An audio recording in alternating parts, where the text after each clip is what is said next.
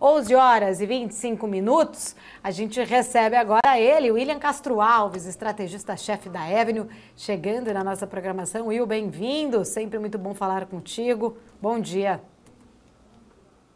Bom dia, Paula. Bem-vinda você de volta também, né? Depois de férias merecidas. Alguns dias de descanso, vamos dizer assim. 4 anos praticamente para tirar 15 dias, viu, Will? Mas já tá ótimo, tá bom. Descansei já, tudo ótimo. Obrigada por estar aqui com a gente. Não, Will, bom, tem que fazer mais. Pode falar, pode Coloca falar. o Felipe para trabalhar. Tem que fazer Com mais. toda Coloca o Felipe certeza. para trabalhar, pô. Obrigado, Will. Com toda certeza, já tá no caderninho. É que só ele não sabia ainda, mas já tem essa data aí reservada. Ele precisa, ele merece esse aumento de trabalho. Ô Will, começando aqui, são vários pontos para a gente conversar hoje, mas eu queria entender, né, duas questões. Primeiro, começando, bolsas americanas renovando máximas históricas. Se tá bom assim com juro alto, eu fico imaginando quando o juro cair. Esse otimismo tende a melhorar mais ainda. Vamos continuar vendo aí as bolsas americanas aumentando aí cada vez mais as suas performances? Pois é, Paula, para quem não se atentou, né, enquanto às vezes no Brasil a gente fica falando sobre troca de presidente na Petrobras, algumas dificuldades, a Bolsa Americana voltando às suas máximas históricas, all-time high nos 3 índices, Dow Jones 40 mil pontos, S&P acima de 5.300 pontos. Essa foi uma semana realmente muito positiva, né, depois daquele solavanco que a gente teve em abril, onde o S&P chegou a recuar 5%, estava nas máximas históricas, recuou 5%. Diga-se passagem, esse famoso pullback ele é extremamente normal nos mercados. Essas quedas de 5% acontecem cerca de umas 4 a 5 vezes por ano, já aconteceu uma vez esse ano, e aí agora voltou às máximas. Obviamente o que está por trás, indicador de inflação, né? Saiu na terça, tinha saído o PPI, na quarta-feira o CPI, o mais relevante, ele veio mais brando, ainda que a inflação esteja aí, né? Você está falando de um indicador de inflação em 3,4, 3,6, dependendo se você olha o núcleo ou o índice cheio, ela ainda é bem acima da meta, mas mostrou pela primeira vez depois de 3 meses uma evolução positiva no núcleo, voltando a ceder o núcleo, e isso deu margem para o mercado especular que a trajetória de inflação ela pode voltar a ser benigna, e com isso os juros podem ceder. Aí, como sempre, o mercado antecipa, sobe no boato e, eventualmente, e essa é o meu adendo aqui, né? Cuidado, porque a ideia de que vai andar mais depois de cortar juros, não, talvez aquela coisa sobe no boato e cai no fato, né? O mercado já está antecipando, e a gente já viu isso no passado, ou seja, antes dos cortes de juros o mercado performa bem, depois que começa a cortar nem vai tão bem assim. Will, você trouxe um ditado aí do mercado, né? Sobe no boato, cai no fato. Vou trazer um outro ditado do mercado nesse contexto. E o sell and May and go away? A verdade nesse ditado, a gente está vendo essas máximas históricas aí contradizendo, pelo menos até agora, 17 de maio. Não, exatamente. Na verdade, engraçado que apesar desse ditado super famoso, né, e que aqui no mercado americano, de sell and may and go away, nos últimos 10 anos, só teve um mês de maio que foi negativo, né, que houve queda da Bolsa Americana. Você teve um que foi 0 a 0, um de queda e 8 de alta. Então, maio não é um mês ruim para a Bolsa Americana. O que historicamente se mostrou, de fato, é que o período de maio a outubro, se você dividir, né, o ano em diferentes janelas de 6 meses, essa janela específica de maio a outubro, ela se mostrou a pior no contexto histórico, né, desde 1950. Tem algumas boas explicações. Eu diria que parte dela é que diversas crises, problemas, intempéries que você observou na economia e nos Estados Unidos acabaram acontecendo exatamente nesse período. Vale citar o crash de 87 que aconteceu em outubro, o ataque das Torres Gêmeas em setembro, a grande crise financeira em 2008, o epicentro foi ali agosto, setembro, as bolsas despencando, então tudo isso meio que caiu neste período e fez com que o histórico se mostre não muito favorável para esse período de maio a outubro, mas não especificamente o mês de maio, né? Isso que é importante. Agora, e sempre vale lembrar, né, que não existe estratégia infalível no mercado, apesar de historicamente ter se mostrado realmente um período um pouco menor de retorno, ainda assim o retorno foi positivo, tá? Não é que o mês de maio a outubro, o carrego do mês de maio a outubro foi negativo, não, só foi um mês onde o S&P, na média, no histórico, rendeu um pouco menos do que os outros meses, outros 6 meses, né? Mas por hora a estatística não tá acontecendo. Ô Will, muito bom dia para você. Muito obrigado por prestigiar, né, o trabalho desse que vos fala e querer que sempre trabalhe mais. Agradeço de coração, muito bom, viu? Exatamente. Contanto que você esteja do outro lado pra gente conversar, pra mim tá ótimo, não tem problema nenhum. Ó, vou defender o Will. Posso entrar na conversa? Eu não tô no quadro aqui, vão me matar, tá? Vão me matar. Mas olha, Felipe, eu nunca vi uma pessoa que trabalhe tanto igual o William Castro Alves. O cara tá um dia nos Estados Unidos, um dia em São Paulo, outro dia em Ribeirão, outro dia nos Estados Unidos, depois ele volta pra São Paulo e olha, o Will tá trabalhando. Você não pode falar, não, você tem que trabalhar igual ele, viu, Felipe? E a inveja é que ele ainda arruma tempo pra ir pra academia. Eu já falei isso no stories dele. Cara, como você tem dia que você consegue 2 vezes na academia? Tipo, invejo, viu, Will? Invejo mesmo, de verdade. Parabéns o dia pela lá nos disciplina. Estados Unidos deve ter mais horas, Paula, certeza. Pode ser. Menos, com certeza. Mas eu concordo com você, Will. O Felipe tem que trabalhar mais. A gente só consegue fazer isso. A gente só consegue fazer isso, trabalhar e fazer essas corridas exatamente porque vai na academia. Se não vai, cara, aí realmente o corpo pede sossego, né? A academia dá uma disposição. Não então é o nosso caso, fica a viu, dica Felipe? aqui também. Eu só não vou na academia porque eu não tenho essa roupa igual a do Will. Ô Will, vamos voltar, né? Vamos voltar que a Paula, ela quer bater papo, ela quer conversar, mas a gente quer saber também sobre a movimentação do mercado. Você estava falando, né, sobre esse ditado e que não tem tido tanta verdade assim nos últimos anos. Eu queria entender um pouco sobre a sua visão assim, as empresas de tecnologia, né, elas acabam sustentando as altas, o otimismo, e a gente vem falando bastante a respeito de que elas sustentam muitos índices. Essas altas e essa movimentação que você citou até de máximas em alguns índices, tem por trás ou segue sendo sustentado por essas empresas de tecnologia? Ou o mercado como um todo, ele já está dando sinais de melhora, sinais de recuperação, até mesmo pensando aí nesses últimos números que saíram nessa temporada de resultados, a gente está vendo algo mais setorialmente falando ficar melhor, não necessariamente apenas as empresas ligadas ao setor tech?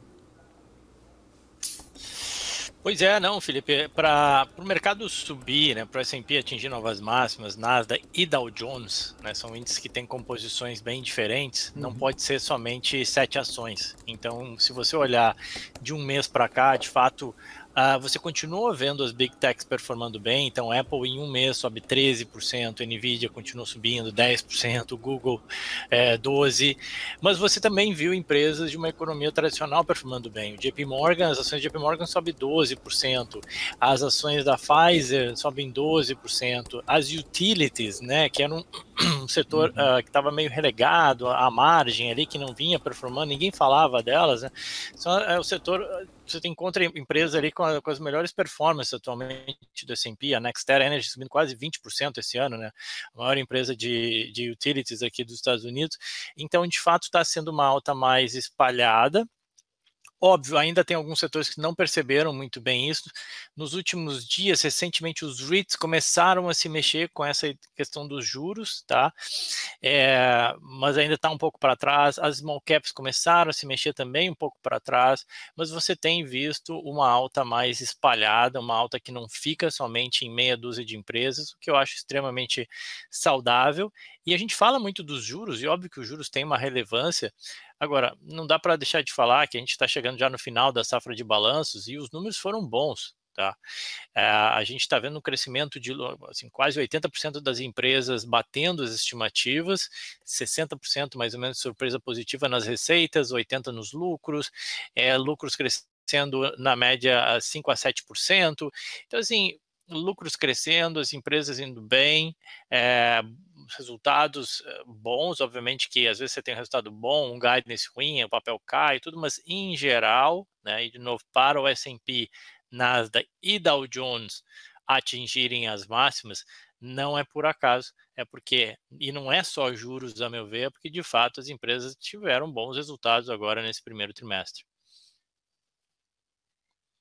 Nessa semana saiu o resultado do Walmart, animou os investidores, crescimento de lucro, e parece que o que mais animou foi o guidance, né? Projeções melhores mais para frente. A gente sabe que o setor varejista ele acaba sendo impactado num contexto de inflação mais alta, impactado também, né, num contexto econômico que a gente vem vindo desde a pandemia e que estava ali com algumas incertezas. Mas esse resultado que a gente viu nessa semana pode ser um precursor aí de algum número mais interessante para o setor como um todo, que semana que vem tem mais números, tem mais resultados. Pode ser uma mudança aí de perspectiva, de paradigma para justamente melhorar ainda mais a percepção em relação ao setor e a essas empresas que têm, né, uma relevância ali no contexto do mercado americano também? Não, sem dúvida, Felipe. Pensa que o Walmart ele é a principal varejista americana, uma das principais, obviamente, principal que eu digo quando você tem de lojas físicas, né? A Amazon é tão relevante quanto, mas muito mais no e-commerce. O Walmart, diga-se de passagem, é o segundo no e-commerce, né? É o principal competidor hoje da Amazon, né? No e-commerce, então também ele é muito forte no e-commerce. E uma empresa que reporta receitas de 160 bilhões de dólares em um único trimestre, né? Então você está falando aí que ela vai reportar mais de 600 bilhões de dólares no ano, mais próximo a 700 bilhões de dólares de receitas no ano. É muito dinheiro, né? Muita coisa. E o que deu para ver em geral foi que, em geral, os supermercados, né, os varejistas, especialmente de produtos básicos, como é o caso do Walmart, eles conseguem repassar os preços mais elevados. A receita do Walmart cresceu ali 6%. Teve um pouco mais de dia na comparação ano contra ano ali, mas mesmo se você expurgar isso, as vendas nas mesmas lojas cresceram quase 4%. Então, números saudáveis com lucro crescendo bem, ou seja, atingindo novas máximas e, conforme tu bem comentaste, né, um guidance favorável. Olhando para frente, o Walmart falou que os consumidores estão frequentando mais as lojas do Walmart, estão se engajando mais no e-commerce também. Não é à toa que as vendas no e-commerce também tiveram uma alta em relação ao trimestre anterior. E estão rodando ali um crescimento da ordem de 20% no ano contra ano. Então, mesmo uma empresa gigante como é o Walmart, está conseguindo entregar um crescimento no seu e-commerce de 20%, é coisa pra caramba. Obviamente que a renda do consumidor tem ficado cada vez mais apertada, a poupança do americano diminuindo, mas quando você olhou o PIB do primeiro trimestre, ali, aquele dado que até decepcionou um pouco o mercado, você viu que o que decepcionou não foi o consumo das famílias, o que decepcionou foram as exportações, os estoques. O consumo das famílias continuou crescendo e continuou firme, crescendo na ordem de 3%. E vale lembrar que PIB aqui dos Estados Unidos é extremamente influenciado pelo consumo das famílias, né? Então, assim, o PIB não foi 3%, o PIB foi 1,6% do primeiro trimestre, tá?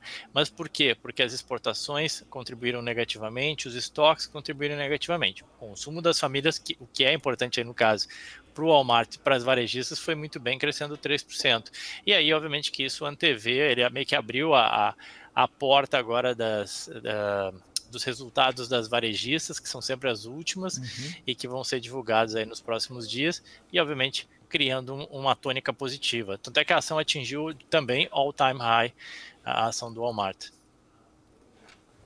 Ô Will, só um gancho que eu peguei aqui, você falou que a Amazon está ali bem na frente, anos-luz à frente de outras varejistas na questão do comércio eletrônico, mas no resultado do Walmart também teve um crescimento, né, de comércio eletrônico. Essas varejistas, né, tradicionais, principalmente na loja física, obviamente elas migraram, estão fazendo movimentos, desde a pandemia, fazendo esses movimentos de trazer vendas online também, mas é uma saída também para essas varejistas, principalmente o Walmart, por mais que não dê para competir, expandir esse horizonte aí, tende a também perpetuar e trazer melhores percepções aí a respeito da companhia? Ah, não, sem dúvida, Felipe. Aí é uma questão quase que de sobrevivência, essa que é a verdade, cara. É quase como o que a gente fala agora, né, nesse início da questão em relação à inteligência artificial, né? As empresas que não adotaram, que não se mexeram, que não fizeram algo para desenvolver o seu e-commerce, ou que desenvolveram mal, que adotaram estratégias erradas, elas tiveram dificuldade, sucumbiram, né? Tiveram várias varejistas de tijolo, como a gente chama aqui, né? Aqui nos Estados Unidos, que quebraram, né? A Sears, a JCPenney, a Bed Bath and Beyond, e assim, e outras tendo dificuldade. Então, assim, precisa avançar. A própria Macy's teve que correr para desenvolver o seu e-commerce, então é fundamental. Então é questão de quase que de sobrevivência. O Walmart entendeu isso, conseguiu pivotar e crescer e performar muito bem. Antes do Walmart, a Target estava indo muito bem, tanto é que a Target, durante a pandemia, se saiu muito bem, porque já estava até melhor preparada num e-commerce, num app que funciona super bem, com recompensas para quem compra. Então, assim, eu diria que é quase que uma questão de sobrevivência das varejistas, a menos que você seja, e até mesmo para essas, tá? Mas a menos que você seja muito de low cost, como é o caso da Dollar General, Dollar Tree aqui nos Estados Unidos, que são aquelas empresas aquelas varejistas que vendem produtos de 1, 2, 3, 5 dólares, essas talvez um pouco menos, mas ainda assim também precisa tá de alguma forma ali no online, né?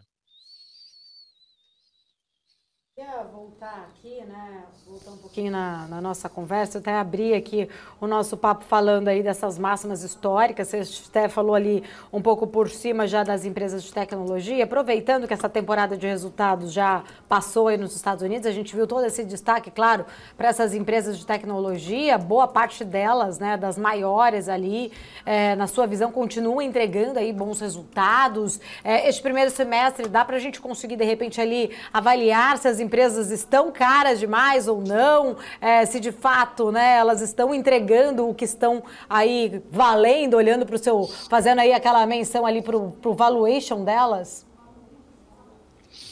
Não, legal ter comentado isso, Paulo, que ontem eu participei de um café da manhã aqui em Miami com um fundo bem dedicado para isso, empresas de crescimento do JP Morgan, especificamente, aí estava falando com o gestor. Obviamente que é um fundo dedicado para isso, tá? Mas ele vê espaço, sim, das empresas continuarem performando, e apesar de parecerem eventualmente caras, quando você olha um múltiplo, é difícil você comparar esse múltiplo com outros segmentos, que nem eu falei, o e-commerce do Walmart, apesar de ser gigante, está crescendo ainda a taxas de 20%. Então, quando você olha, pega, por exemplo, o múltiplo estimado do Google, tá 20 vezes lucro, não é nada tão absurdo para o que entrega de crescimento, e considerando também a rentabilidade do seu patrimônio que essas empresas têm. Tá? Então, assim, eu diria que ao passo que essas empresas estão entregando bons números, você acaba justificando, pelo menos justificando o valuation.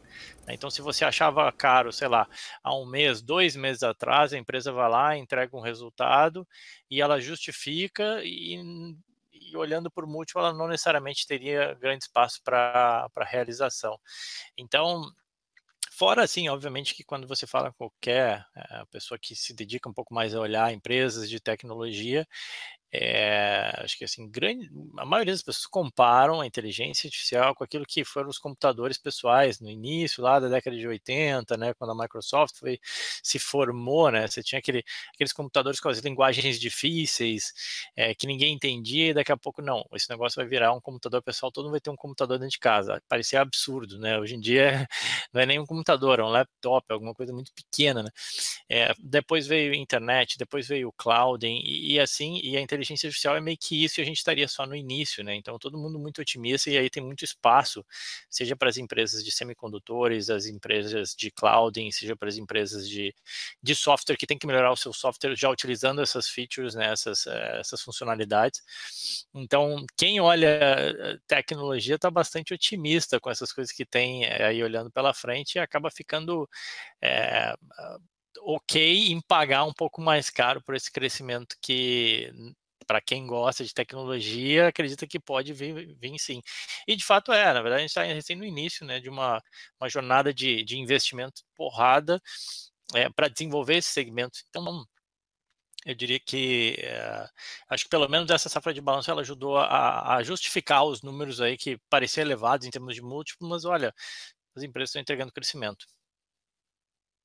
Os especialistas, né, Will, sempre reforçando aí que IA ainda vai dar mais saltos com a computação quântica, ou seja, ainda os algoritmos quânticos ali com o potencial de conseguir processar essas informações de forma mais rápida vai ainda trazer aí talvez muito mais coisas que a gente ainda nem imagina, até mesmo fortalecendo ainda mais aí essas teses para as empresas, né, de IA. Bom, é isso, quero agradecer, sempre muito bom falar contigo, obrigada, adorei o conselho, inclusive, vou já agendar as minhas próximas férias aqui. Exatamente, aproveita e não se esqueça, né, domingo é o primeiro dia da semana, já dá para começar aí na academia no domingo, tá? Começa no domingo que daí já dá aquele gás, já segunda-feira já vai. E também não dá para deixar de citar aí um abraço a todos abraço e força a todos os meus conterrâneos gaúchos. A situação ainda tá complexa lá, mas vai melhorar, se Deus quiser. E a tua família tá bem? Cidade como que tá? Tudo bem, graças a Deus, inclusive para minha tia que está lá acompanhando, já deixo um abraço aí, força tia. Não, tudo bem, graças a Deus, a gente sabe que as coisas estão difíceis lá, mas a gente vai se erguer. Exatamente. A gente deseja aí, né, que todo, né, o estado como um todo, todos os gaúchos consigam superar essa situação, essa lamentável situação, triste situação. Will, obrigada. Sempre um prazer falar contigo. Um beijo também para toda a sua família, que eu sei que sempre que o Will vem, a família inteira do Will assiste aqui a BMC News. Depois o Will até me fala que o grupo dos primos fica lá comentando, né, que tava todo mundo assistindo aqui a gente. Um beijo, um abraço aí para toda a família do William Castro Alves. Obrigada, Will. Até semana que vem. Valeu, gente. Tchau, tchau.